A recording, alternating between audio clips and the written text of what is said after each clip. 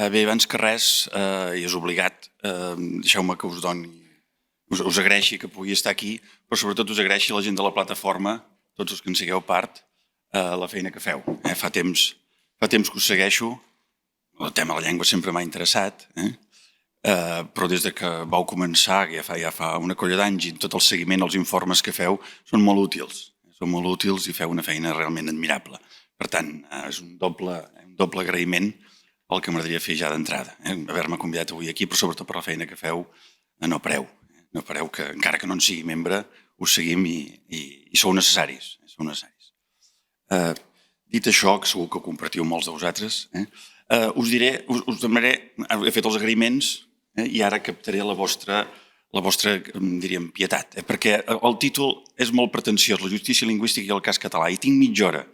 Si us haig de dir la veritat, una miqueta més de mitja hora, però la gent de la plataforma treballen en temps, sapigueu els que estigueu aquí cridats a ser convidats una vegada, però treballen amb molt de temps, són molt metòdics, són gent molt eficaç i jo no ho soc gaire.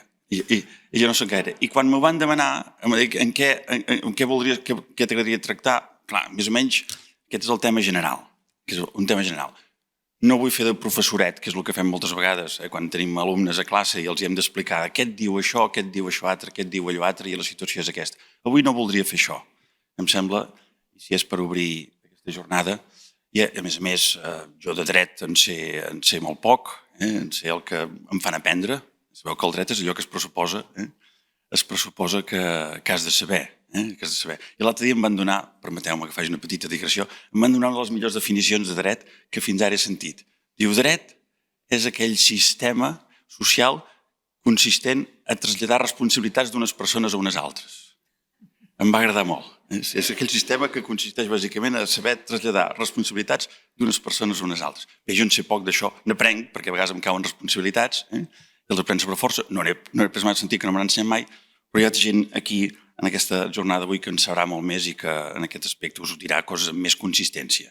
Jo no, en canvi faré el que a vegades sí que fa una persona que està més o menys, diguem-ho així, avesada a treballar textos filosòfics, que és intentar parar atenció a aspectes més o menys sorprenents, més o menys interessants, però que demanen, que exigeixen una certa reflexió. Això és el que voldria fer. La meva ponència es devia titular, o es titula La justícia lingüística i el cas català, però si us haig de dir la veritat també es podria titular 4 anècdotes i un faig ignorant. Aquest és el títol que li hauria posat en últim terme, després de preparar el que he preparat. Suposo que quedarà justificat. Quedarà justificat perquè, entre altres coses, començaré parlant d'anècdotes. Aquí hi ha una altra persona que no s'ha recordat, ja fa una mica més de temps que va morir, però Robert de Ventós, li agradava, com sabeu, explicar anècdotes, sobretot anècdotes, i les anècdotes en treia categories. I ho feia d'una manera divertidíssima i espectacular. Realment en treia un suc.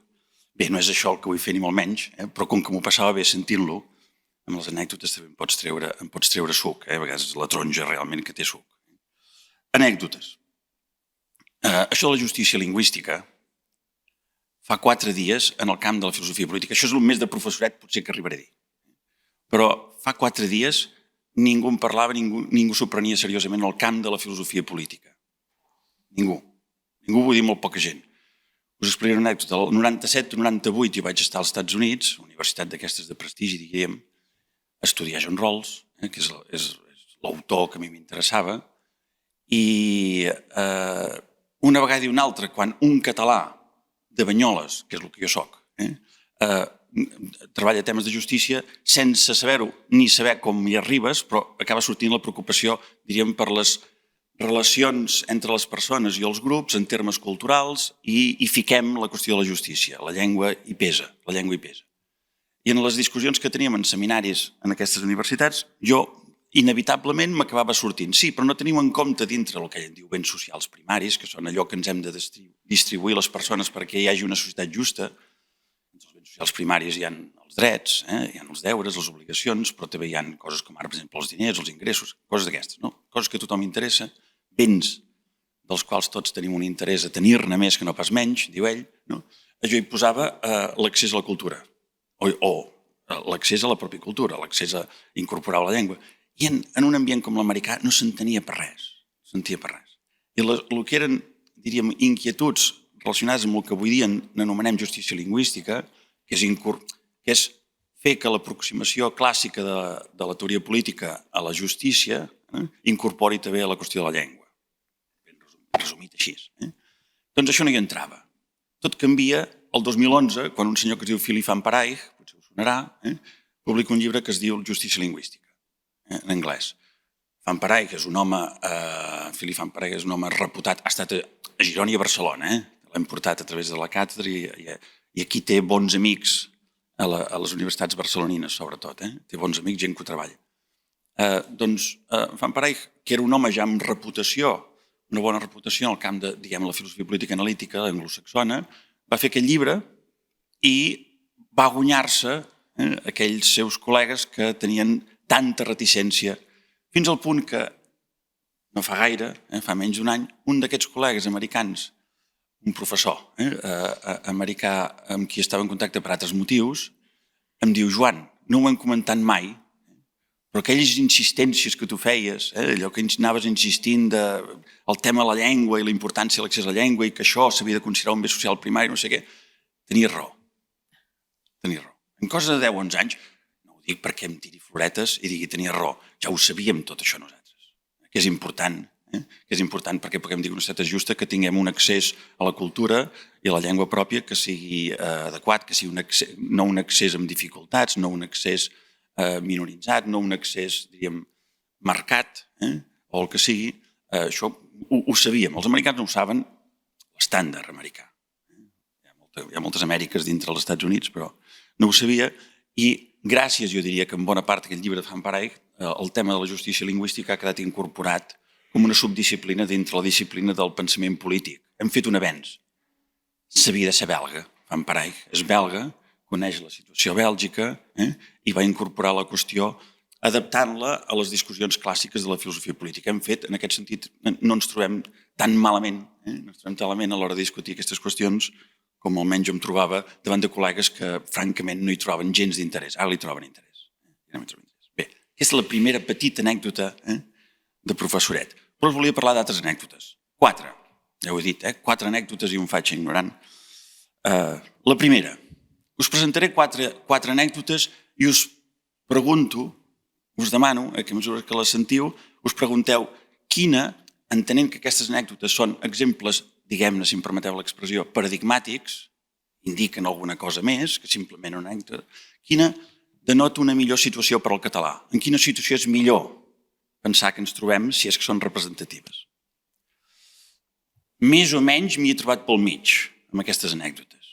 Més o menys, que no vol dir res. Vull dir que hi tinc una certa connexió, pot ser que simplement d'oïdes. Però jo a vegades als alumnes els dic, quan sé que us esteu dormint us començo a explicar o xistes o anècdotes meves, o comences a utilitzar l'expressió jo, dius jo, i l'altre, com que tots estem enganxats al jo, com la droga, doncs sentim jo i l'altre. Ara si dius hom va dir, això no enganxa ningú. O un ha dit i no enganxa ningú. Jo he dit una vegada, això enganxes tothom. O l'Oscar Wilde ja ho deia. La literatura que no parla del jo és... És igual, perdoneu. Primera anècdota. Un professor d'universitat estrangera arriba a Catalunya, coneix certa gent, un panorama humà i comença a aprendre el català. S'apunta a cursos de català, acaba aprenent el català, fins i tot arriba a Barcelona i parla en català. Parla en català sovint. Primera anècdota. Entre parèntesis, el català té capacitat d'atracció. Això ens desperta no sé què, però ui, quines... 35, 34, 33, 34% de llengua inicial i la llengua habitual que es fa servir, uns percentatges superiors. Això ens posa contents, però sembla que... Bé, molt bé, és indicatiu d'una situació. Segona anècdota. 1 d'octubre, hi ha 1 d'octubre, l'1 d'octubre, i els pares, els nens diuen al pare, pare, això és el 2, 3 d'octubre, 4, 5, pare, els nens que al pati parlen castellà ens volen picar. Una unes certes batusses. Els nens que parlen castellà ens volen picar. I el pare, fent una cosa que no s'hauria pensat mai, que algun dia arribaria a fer, diu, hijos míos, els diu en castellà, el castellano es una lengua preciosa, el castellano no tiene nada que ver con esto, es una lengua que tenéis que aprender y otra cosa es que sean gente que no saben tratar a les persones. Un catalano parlant, si voleu de Banyoles, diu això als seus fills. Segona anècdota. Tercera anècdota. Un professor d'universitat, per aquestes coses que passen, li toca fer una classe majoritàriament a gent que acaba d'arribar a Barcelona i que ve de països de llengua castellana, que parlen castellà, ha de fer la classe en castellà, i a l'hora d'explicar un text meravellós que us recomano, El rusc esvalotat, que està dintre la faula de les abelles de Bernard de Mandeville, on diu allò famós de els vicis privats i les virtuts públiques, que el liberalisme, la doctrina del liberalisme tant ha treballat. Tots tenim vicis privats, el vici privat de l'egoisme, de voler procurar per un, però en realitat cadascú procurant per un fa que el conjunt hi guanyem. Bé, ho explica en un poema llarg que es diu El rusc esvalotat, després ho va desenvolupar una cosa que es diu La faula de les abelles, el que és que allà parla d'abelles, eixams, i el professor, que és catalanoparlant gairebé sempre, per dir-ho així, ha de traduir eixam. I en el seu cap li surt la paraula enjambre. I en dir-les queda parat. És gairebé com el de la paraula viva. Això gairebé m'han ganes de remetre-me a senyors importants d'aquest país. Però queda esperat. Es va quedar parat perquè no havia dit mai la paraula enjambre, però la sabia. Sabia perfectament que enjambre funcionava com a traducció d'eixam, d'eixam d'abelles, i es va adonar que la llengua castellana la sap fins i tot sense saber-la. Sense ser-ne conscient. Evidentment, a partir d'aquí es va aturar la classe i es va dedicar a parlar d'una altra cosa, de l'experiència enjambre. De l'experiència enjambre, que és tot un fenomen. És un fenomen. Quarta anècdota. El poble nou de Benitatxell és un poble d'Alacant, de la Marina Alta. Conviden un professor a fer una classe. Molta de la gent que viu actualment al poble nou de Benitatxell són d'Anglaterra, de països anglosaxons, A l'escola tenen molt de problema de fer entendre la realitat del país valencià, i llavors conviden un professor perquè els faci una xerrada en anglès sobre en quin país habiteu, com us trobeu, i que hi ha una cosa que és el valencià, que és un dialecte del català, que aquí en diem valencià, però que és el mateix que el català, perquè no us emboliqueu, perquè a vegades diuen una cosa. Això el senyor de l'associació, el president de l'associació de pares, ho explica també en pares, i al cap de 2 dies truca el professor que ha fet la conferència i li diu, mira què m'ha passat. Diu, estava jo, després que tu haguessis parlat i haguessis defensat tot això, estava al bar del poble fent-me el meu carajillo i me ve l'abuelo, l'avi Antonio, l'abuelo Antonio, aparca la mobilet amb el gato, se m'acosta allà a la barra i em diu, escolta tu, Antonio, escolta, Josep, que sí a l'última volta que vas per ahir dient que nosaltres parlem català. Ho diu amb aquest accent, intento imitar-ho. Que vagis per ahir dient que nosaltres parlem català. Jo tota la vida i tota la meva família hem parlat sempre espanyol. T'enteres? Hi ha una anècdota semblant que l'altre dia vaig llegir a Rodamots, que és més o menys el mateix que acabo d'explicar, d'aquesta última anècdota. És una carta d'en Joan Sales a Mercè Rodoreda, que em va cridar l'atenció i va dir, aquesta me l'apunto perquè és una mica el mateix que vull recollir en aquesta quarta anècdota. En Joan Sales li diu a Mercè Rodoreda, li escriu, dies enrere em telefonava una noia per dir-me que havia comprat la plaça del Diamant en una llibreria i un cop a casa s'havia trobat que era en català. I ves com m'ho faré per llegir-la? Això és el que li deia la senyora. I això m'ho deia en català. diu Sales. Diu, n'hi ha per matar-los. N'hi ha per matar-los. I la senyora que li escrivia això, i li deia en català, una persona catalana perfectament parlant de català, és molt semblant al iaio, el abuelo Antonio, que no sap que sap. Que no sap que sap. Quina és la millor situació pel català? És una pregunta retòrica, si voleu discutir. Una pregunta retòrica, si ens fóssim a discutir-la em trenqueu el fil. O ens trenquem el fil. Però quina és la millor situació pel català? M'atreveixo a dir-vos que si hagués de triar una situació pel català, la millor pel català, segurament que va en ordre creixent. Va en ordre creixent. És a dir, que la millor situació pel català, per la llengua catalana, és la del faig ignorant, que no sap que parla, com aquell parlava en prosa, que no sap que parla en català, i que confon el valencià amb una llengua dialecte de l'espanyol.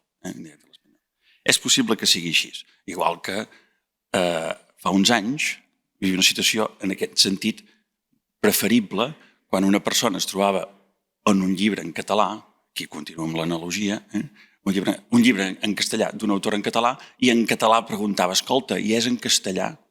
És possible que sigui una situació preferible, igual que en Joan Solà, segons tinc entès, deia que canviava tots els guanys que havien fet per recuperar que la plaça de Catalunya es parlés el català dels anys 50. Que poguessis passejar-te per la plaça de Catalunya i poguessis sentir i viure al carrer, la plaça de Catalunya, com es vivia llavors en termes lingüístics. M'atreveixo a dir que aquesta seria la classificació de pitjor a millor situació que jo faria i que és possible que els sociolingüistes també fessin. Ara bé, és la millor situació aquesta progressió, és la millor situació que poden viure els catalanoparlants? I us diré que no. Jo penso que no. No és exactament. Són dues coses diferents. Una cosa és la millor situació per la llengua, que és una pregunta, i una altra pregunta és quina és la millor situació pels catalanoparlants. No totes dues coincideixen. I els catalans tendim a confondre l'una amb l'altra. Quan ens posem la barretina i anem de catalanoparlants. Aquesta és la primera reflexió. Però per què? A partir de les anècdotes vull fer només dues reflexions. No sé quant temps vaig bé. Per què és la millor situació des d'un punt de vista de la llengua? I després aniré cap a per què no és la millor situació pels catalanoparlants com a persones. Per què és la millor situació? Doncs perquè el català és una cosa tan natural com el caminar o com el fer qualsevol altra activitat que fem automàticament sense ni pensar-hi. Sense ni pensar-hi. Com més natural sigui una llengua, per als parlants d'aquella llengua, més fàcilment aquella llengua serà transmesa i més fàcilment es mantindrà. Això em sembla ben elemental. Segurament que és l'estatus desitjable, òptim, en què es pot trobar una llengua, on la llengua no és qüestionada. Dit d'una altra manera, i ja que tinc aquí també responsables, de les coses dolentes que passen a una llengua és que comencin a haver-hi polítiques lingüístiques. Tant de bo no n'hi haguessin d'haver-hi. El moment en què n'hi ha és un senyal, ja la mateixa política lingüística és un senyal d'alarma, senyals que t'hi has de posar. Si vas pel món preguntant, teniu política lingüística? És les primeres preguntes segurament que fa un català. Vosaltres al vostre país, a casa vostra, teniu política lingüística? Diu, no, ui, que bé, quina sort. Perquè nosaltres en tenim, has de començar-les a vigilar. És una mica com anar al metge. Tu vas al metge i si et diu que sí, malament. Mal senyal. Vull dir que segur que et trobarà alguna cosa. Igual que els polítics, els sociolingüistes i els que s'hi posen a pensar-hi i a remenar-hi, segur que troben alguna cosa. I potser fins i tot tenen idees, algunes d'elles perilloses. Per tant, la millor situació, perquè la quarta anècdota és la millor pel català, per la llengua, és que simplement esdevé una cosa natural, que no cal qüestionar-te-la, no cal pensar-la, no cal fer-hi meta, els de filosofia ens agraden molt aquestes expressions, meta-reflexió, meta-consideracions sobre el que sigui el propi treball lingüístic, el propi treball de la llengua. La llengua es treballa sola amb les coses que fan les persones que parlen aquella llengua. Punt. Aquesta és la situació idònia. En quina situació es troba el català? D'aquestes quatre anècdotes. En quina situació es troba? No m'entretindré en els detalls sociolingüístics, tots ho coneixeu, però el català cada vegada menys es troba en aquesta situació de naturalitat, de situació en la qual no hi ha discussió, simplement s'esdevé. És més, en som molt conscients que parlem català, cada vegada en som més conscients que parlem català, a diferència del iaio de Benitatxell, del poble nou de Benitatxell. En som tan conscients que en fem una causa lingüística, una causa política. Diríem, un mal senyal pel català és que hi hagi, ara permeteu-me que encara si voleu, no sé si sóc provocador o què, però tots ho heu pensat, estic segur, ho teniu claríssim, però un dels mals senyals, un de les alarmes que es desperten en relació amb el català és que hi hagi justament catalanisme, que hàgim de ser catalanistes. Permeteu-me que encara faci un altre gir. El dia que els fatxes no parlin català, l'hem vessada. El dia que sigui una qüestió lingüística i política parlar el català, estarem molt malament. I cada vegada aquesta és la situació. No m'entretinc a parlar de dades, de sistema el 33, 34, 35 o encara més avall. De llengua inicial, i si la llengua d'ús arriba al 36, 37 o... La veritat. Però és evident que en la mesura en què una llengua et marca políticament, esdevé una llengua incòmoda. I el català, els que parlem català, sobretot alguns, quan ens trobem en certs contextos de l'àrea metropolitana, però us diré fins i tot a les universitats, us diré en molts altres contextos, cada vegada més. Hi ha més contextos on parlar català et marca. I ser marcat, et marques tu mateix. I marcar-te en contextos aquests, ja no parlo de la dificultat, que no funcioni com el que em fan parar i que anomena el maximin, que el català no funciona com a llengua maximin, és a dir, que aconsegueixis arribar al màxim amb el mínim d'esforç. No funciona com a llengua, el castellà és la llengua, o l'anglès, funcionen com a llengües maximin, però el català fa temps que no. Qui s'hi afegeix és com aquest professor que va, la primera anècdota, que va fer la seva feina amb una bandera, i vas a tot arreu amb una bandereta volent dir ei, jo assumeixo la causa. I això és, des d'un punt de vista lingüístic, és dolent. És un senyal de la situació, és alarmant. Tots ho sabem. Però aquest fet ens el fa alarmant. Fa que la llengua no sigui natural. I quan la llengua no és natural, quan és un fet polític, quan esdevé un fet polític, les alarmes penso que s'han d'aixecar. A vegades es diu que mai com ara s'havia parlat tant el català. Venen ganes de dir, bravo, els catalans sempre som un 1 per 1000 del món. Tenim un pacte, diríem, amb la humanitat, pel qual hem de ser l'1 per 1000 del món. Són 100.000, els 8.000 milions, 8.000 milions i nosaltres 7 milions i mig, segur que anem cap als 8. Clar, es parla molt, afegeixi el País Valencià, afegeixi les Balears, es parla molt el català, número sí, però aquest no és el fet rellevant. El fet rellevant és la necessitat, la naturalitat, en aquest sentit tan elemental de no haver-se-la de plantejar. No haver-se de plantejar quina llengua haig de parlar. No haver-se de plantejar. Dit això, quina política lingüística... Veieu que m'allunyo dels meus camps, pensant que d'aquesta manera també volia pensar que això també ens animaria a tenir una mica de discussió. Però tenint en compte això, quina política lingüística necessitem ara que en necessitem una? Quina política lingüística necessitem? Necessitem una que ens porti a una situació com la de la quarta anècdota en què el català és tan natural que fins i tot podem pensar bestieses ni adonar-nos, com aquell que parla prosa i no sap que parla prosa. És desitjable trobar-nos amb una política lingüística que aconsegueixi de ser necessària i que ens porti a una anècdota tipus 4? Jo penso que no. Perquè el fet és que ja ens trobem havent de triar, estem marcats, i havent de triar, com que ja depèn de nosaltres, que s'ha fet una mena de lema des del llibre Depèn de tu, i tants llibres d'aquests, depèn de tu. A mi és un lema que em preocupa moltíssim.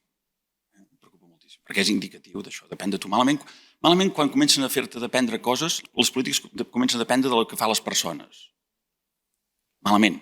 Jo soc de les persones que m'agraden molt les persones, i tinc molt amor a les persones. No sé què més podria tenir amor, potser sí als gossos, hi ha gent que té amor al diner, hi ha gent que té amor a la cadira, jo què sé, a la poltrona, al poder. Hi ha gent que té poder, que té amor a coses molt diferents. Jo, les persones m'agraden molt, són sorprenents, divertidíssimes, m'agraden molt. Però, si us hagi la veritat, no sé a vegades què carai és el que apreciem, però amb la llengua hi apreciem alguna cosa. Hi ha alguna cosa que apreciem. I la llengua, una llengua, no és exactament persones. Quan et poses a pensar què estimes i què valores i què has de valorar i a què has de donar importància, sobretot en termes, ara sí que una mica m'acosto més cap al meu camp, en termes morals, si penses què has d'apreciar, què has de valorar, què és el que val la pena de fer en termes morals, la llengua, que és una tesi que sostenen molts que treballen en aquest camp de la filosofia política, en el camp de la llengua, la justícia lingüística. La llengua per si mateixa no té un valor moral. Però el que té valor moral és la comunitat lingüística, la comunitat que parla una llengua. I em pregunto, per què ha de tenir valor una determinada comunitat lingüística? És a dir, una comunitat de persones, un grup de persones que parla una llengua. Què fa que tingui valor? Pots agrupar les persones de maneres diferents i atorgar valors a aquestes agrupacions en relació amb el que fan, amb el que diuen, amb el que són, etc. Però per què una comunitat lingüística hauria de tenir interès moral? Per què una comunitat lingüística hauria de despertar la nostra preocupació moral? Per què ens hauria de preocupar que, per exemple, la comunitat lingüística vagi minvant fins al punt de desaparèixer? Per què ens hauria de preocupar que la comunitat lingüística estigui en perill? La llengua per si mateixa potser no. Tenim a pensar en aquests termes, però en realitat quan parlem de la llengua catalana estem parlant no de la llengua catalana, estem parlant de la gent que parla català. La gent que parla català. Per què ens ha de preocupar això? Per què té valor moral una llengua? Per què ens ha de despertar la nostra atenció? I que això és una pregunta que no es fa gaire sovint, però que a mi em sembla que és la clau de la volta. Per nosaltres, que ens trobem amb haver de respondre al depèn de tu, i fem una opció política, moral, també m'atreveixo a dir, optant pel català, quan es tracta de poder triar, perquè tots tenim l'experiència enjambre aquí dins, tots podem de cop i volta saber que sabem parlar castellà encara que no hàgim parlat mai, i potser fins i tot qualsevol dia anglès. I dius, hosti, tot el que deia ho puc dir d'una altra manera. I tinc molts menys problemes, i quedo molt més bé, i no em pengen la llufa d'un barretinaire. Per què val la pena? Doncs val la pena. I això és el que m'allunya de l'anècdota que és ideal, la més idònia per la llengua, però sí que m'acosta una situació en què és preferible per a les persones que parlen català. Perquè una llengua val la pena, una comunitat humana, una comunitat lingüística val la pena de mantenir-la i de lluitar perquè es mantingui, perquè es preservi, perquè aquella comunitat humana fa coses interessants, fa coses bones, fa coses divertides, coses que valen la pena de mantenir. Permeteu-me que us faci un experiment que els de filosofia ens agrada de fer, un contrafàctic. Imagina't que una llengua parlada només per dimonis se'n podria anar a l'infern. És a dir, no valdria la pena, d'acord amb el meu plantejament, si hi hagués una llengua, ho sento pels sociolingüistes que ho volen salvar tot, els que estimen la llengua, les llengües, qualsevol llengua. Des de la perspectiva moral us diria que no. Una llengua parlada exclusivament per dimonis, gent molt dolenta, gent inútil, però ens porten al límit a pensar què significa. Si hi hagués mai una llengua parlada només per dimonis, és una llengua que fins i tot et valdria la pena contribuir que desaparegués. Em venen ganes de dir. Perquè és amb aquesta llengua que els dimonis fan de dimonis. Les comunitats humanes no són ni de dimonis ni d'àngels, i els humans, les comunitats humanes, fem coses més aprovables, més acceptables, més desitjables, menys desitjables, però fem una cosa i fem l'altra. Els catalans també. Fem coses que valen molt la pena. Diem coses que valen molt la pena. des d'estimar les nostres persones estimades fins a cridar al camp de futbol, que hi ha gent que ho farà avui, fins a coses que val la pena de preservar. Una comunitat lingüística val la pena de ser preservada perquè la comunitat lingüística entén que fa coses que val la pena de preservar i les fan amb la llengua. Perquè les coses humanes les fem, les coses que realment ens interessen les fem amb la llengua, amb l'idioma que parlem. No les podem fer d'una altra manera. És amb l'idioma que ens vivim conjuntament. Potser no cal que arribem a aquell límit del senyor Heidegger i de tants altres que quan es diu que el llenguatge ens parla, això el senyor Heidegger una vegada ho va dir, però ell va arribar a fer filosofia-poesia.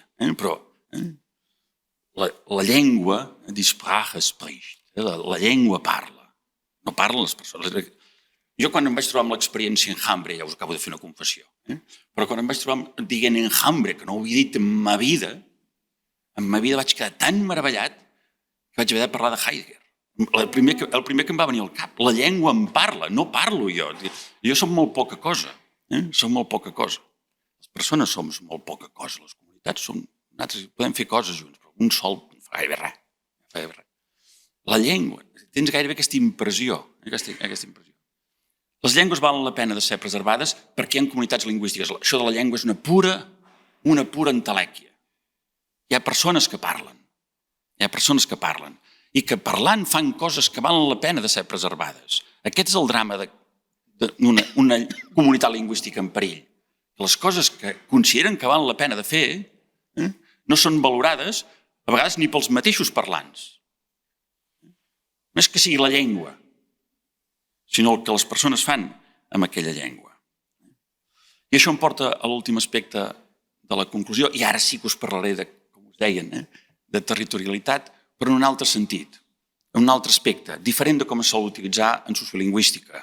El règim personalista, el règim més territorial, Van Parijs, us he dit abans, opta per al règim territorial, de preservació i de règim lingüístic. Hi ha gent que opta, el seu col·lega de Gruyter, per l'altre model. Hi ha uns debats aquí de si la millor política lingüística és aquella que s'aplica per territoris. A mi la idea de territorialitat m'agrada molt. No només en termes de règim, penso que és molt interessant, però no només en termes de règim, sinó en termes d'una altra metàfora que ara us introduiré. Es tracta de fer el català.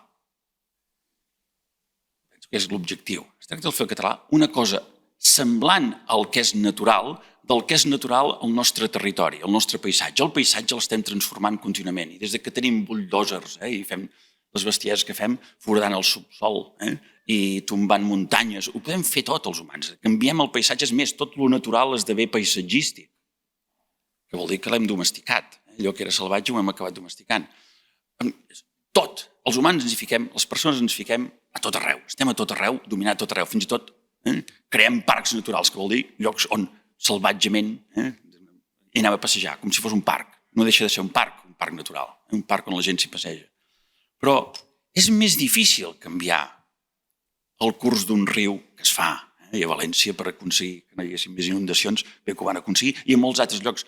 Pots desviar un riu, pots fins i tot esborrar una muntanya, pots foradar una muntanya, pots foradar el subsol, pots fer... Amb el paisatge ja hi fem moltes coses, no és un fet que s'imposa, és un fet que s'imposa i que no hi ha manera d'alterar-lo. No és veritat, no és veritat. És la naturalitat per als humans, des del moment, sobretot, penseu en els últims avenços i els canvis que ens preocupen tant respecte al futur humà, que podem canviar la nostra pròpia naturalesa a través de la biotecnologia, a través de tota una sèrie de...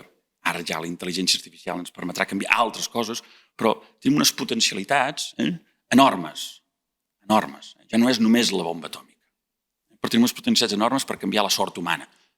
Per tant, tot, d'alguna manera, tot allò que era natural ha deixat de ser-ho, si és que en teníem natural, per contrast amb artificial. Aquest contrast ja no funciona. Natural també és part d'allò que nosaltres tenim a l'abast. Part del que teníem, els alemanys deien, a la mà, que el tenim a la mà. Però la llengua s'hauria d'acostar a això que, tot i que es pot transformar i tot i que això que alguna cosa natural, tan natural com el Montseny, aquestes coses que se t'imposen perquè te'ls trobes. el Montseny, la Costa Brava, el clima aquest desastrós mediterrani que ens fa patir i que tant gaudim, l'Ebre o qualsevol altre element del paisatge. Ha de ser paisatge. El català, el dia que no tingui la naturalitat pròpia d'aquest paisatge, que controlem, que tenim, del qual en tenim cura, que hi vivim, quan deixi de ser això, quan perdi aquesta condició de naturalitat, no cal que sigui la naturalitat amb què un s'enganya fins i tot i ser-ne practicant, la de l'anècdota 4, doncs quan perdi aquesta naturalitat, si no aconseguim revertir la situació per aconseguir que esdevingui natural el català, en aquest sentit que us estic dient, gairebé territorial, si no funciona la territorialitat en termes de naturalitat del paisatge, si no hi és, malament. Malament, perquè això de lluitar per una llengua és lluitar per una comunitat lingüística, però la comunitat lingüística es modifica no només per la llengua, amb les coses que fem amb una llengua, sinó que ara que ja som políglotes tots i que en parlem més d'una, unes quantes, doncs es va canviant per diferents maneres i per diferents urgències. I és possible que un dia diguis, doncs no em resulta parlar en català. I sigui la mar de legítim, sigui la mar de normal, atès tot el que preocupa la humanitat i el que preocupa les persones. Es tracta de políticament intervenir-hi perquè efectivament esdevingui natural, igual que s'intervé políticament perquè un paisatge es preservi, que tingui aquesta naturalitat. En detall, què cal fer perquè això sigui així? Avui no m'he aixecat gaire radical. No diré res. Tothom té idees de què cal fer, però som, m'atreveixo a dir, molt tímids. Jo penso que els catalans hem sigut fins ara molt tímids.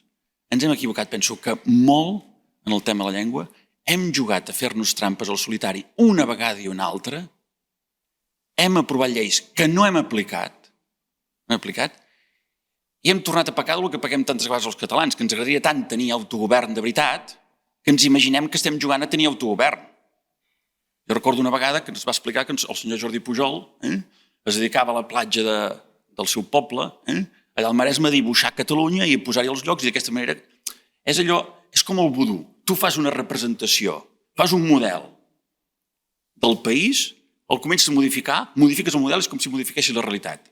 I els catalans ens fem un model, tenim la ideologia, si voleu, catalanista, o si voleu, nacionalista, o si voleu, independentista, el que vulgueu. Modifiquem, fem tots els memoràndums i totes les informes i no ens atrevim a fer allò que està davant dels nostres nassos. Fins i tot havent-ho provat, perquè la llei del 99 de política lingüística, jo diria que tota ella no s'ha aprovat ni s'ha aplicat mai. I que la llengua vehicular del català a l'escola, tots ho sabem, no s'ha aplicat mai, de veritat. I mentrestant els altres han pogut anar dient que aquí el que sabíem que era fals, però com que la lletra que havíem aprovat, les lletres que havíem aprovat eren les que... Ens dediquem a dibuixar Catalunya. I això és un gran error. Fent un projecte d'un canal no es fa el canal, has d'anar-hi i obrir a la terra i fer-hi passar l'aigua. I no s'ha fet mai. Per tant, bé, ja ho he dit, no m'he aixecat gaire radical avui. Però la qüestió és que jo diria que aquesta timidesa i aquesta covardia, aquest voler... La situació de la primera anècdota, del que per fer-nos un favor parla català, i nosaltres li agraïm infinitament que l'estranger que ve aquí parli català. Quin gran favor i quin goig. Quina joia. Bé, ho deixo aquí. Moltes gràcies. No sé si té cap interès, però espero